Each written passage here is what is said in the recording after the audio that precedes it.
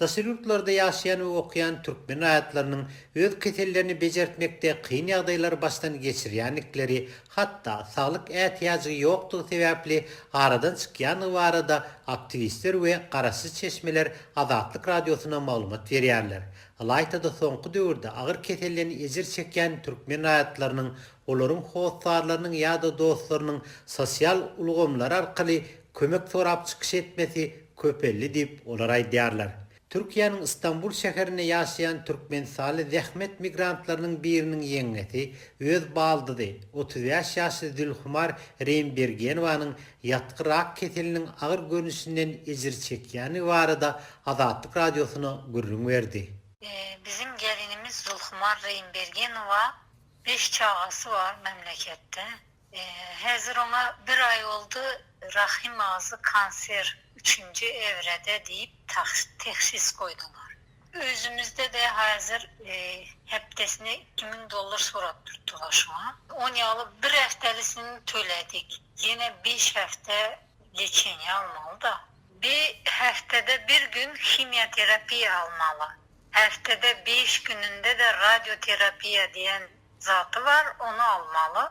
Ol baldynyň salyk ähtiýagynyň ýokdugy sebäpli Istanbulyň Esenyurt etrawynyň Riyab hususy keselhanasyna bejeri alýanyny we munyň özleri üçin üren gymmatdygyny habar berdi.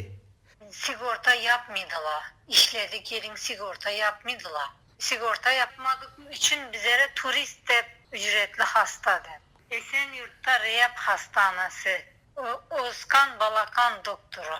35 ýaşly we 5 çağanyň enesi Zülhumar Reýnbergenowanyň ýeňesi Türkmenistanyň Istanbul'a konsulhanasyndan kömek sorap ýüz tutanlygyny we olaryň ilkinji uçar bilen Zülhumary Türkmenistana iý bermek söz berenliklerini maddi kömek üçin Saglyk ministrligine ýüz tutmagy aýdanlyklaryny Azatlyk radiosy bilen söhbetleşigine belledi. Konsulluğa gittim. Sonra tamam dedi. Biz birinci reiste uğratacağız dedi. Käbir aktivistler we adam hukuklaryny goraýjylar hem daşy ýurtlarda agyr kesellerden ejir çekýän türkmen raýatlarynyň hasam artanlygyny belläp, bularyň sosial ulgam arkaly kömek sormak bilen bagly möhüm meseleleriň bardygyna üns çekýärler. Olaryň Azatlyk radiosuna aýtmagyna görä, häkimetler daşy ýurtlarda agyr kesellere duçar bolan raýatlaryna ýardam etmeň ýerine sosial ulgam arkaly kömek sorap çykyş edýän migrantlaryň ýa-da studentleriň Türkmenistana howsarlaryna basyş edip, olaryň video çykyşlaryny sosial ulgamdan aýyrmagyny talap edýänlikleri barada bir näçe fakt bar. Adam hukuklary boýunça diýip Bolgariýadaky Türkmen Helsinki fondy golaýda ýaradan maglumatlaryna huç mesele üns çekipdir. Bu arada gurumanyň başlygy Täzgül Behmedowa Azatlyk radiosuna şeýle diýär. Daşar ýurtda agyr ýatan daýdan ýagdaý agyr bolan soň garyndaşlary, häkimetleri ýüz tutupdyrlar, kömek ediň, eliňizden geleni kömek edip bilseňiz şo indi ölümüň ýanyna ýatanmyşyň, şoň üçin bäri bir getirip öz ýurdumyza bir jaýlasak gowy bolardy diýip ýüzlenenne yerli hukuk goraýjy organlar basyş berýärmişin şol garyndaşlaryna. Görüşümüz ýaly türkmen konsullukları bu meseleni tütenleyin ýagdaýa galdyrdylar. Emma bu meseleler barasynda türkmen resmiýetlerinden maglumat ýa-da kommentariýa alyp bolmady. 30 ýaşly Zülhumar Reýnbergenowanyň ýeňesi ýatky rak keselinden ejir çekýän balygynyň bejerisine Istanbul'a türkmen raýatlarynyň maddi kömek edenligini, balyg üçin ýene-de kömegi haýyş edýänliklerini Azatlyk radiosy bilen söhbetleşigini aýtdy.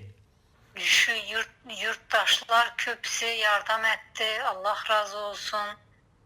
Bir haftalık pulu $2000 topladık. Yine de 5 haftasının pulu gerek.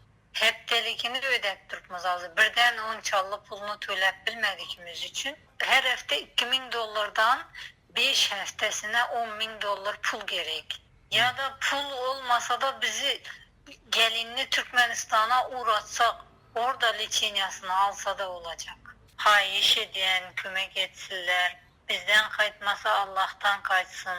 Türkmenistan'ın resmi habar serişçileri daşır yurtlardaki Türkmen raýatlarynyň saglyk we beýlek sosial problemler barasynda maglumat bermeýärler. Türk häkimetleriniň resmi habaryna görä 2020-nji ýylyň dowamynda 87.200 türkmen sally Türkiýeden ýaşaýyş ruhsatyny aldy.